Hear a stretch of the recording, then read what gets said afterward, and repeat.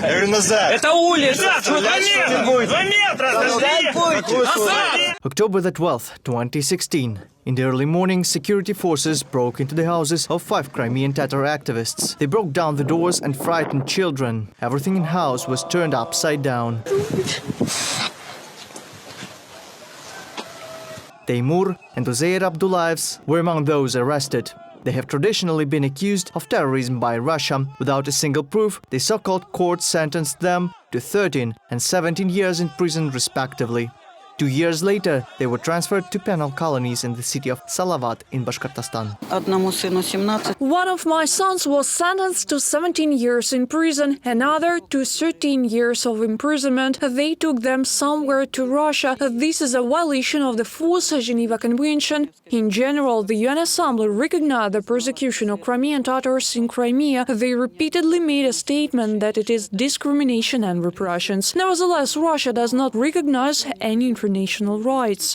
For 3 days in a row, Uzeir Abdullaiev held single pickets near the office of the President of Ukraine. Her goal is to draw attention to the fate of her children.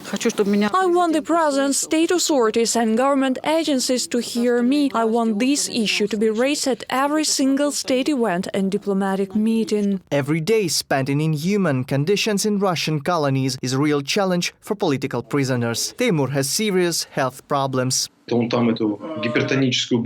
got hypertension there. He suffered from coronavirus in this punishment cell. The administration and the special services demanded cooperation from him. He refused to cooperate. Therefore, the way they treated him got worse. The prison sentences in Russian prisons are actually life sentences. According to Lyudmila Denisova, Parliamentary Commissioner for Human Rights, due to harsh conditions of detention, many prisoners may not survive until their release.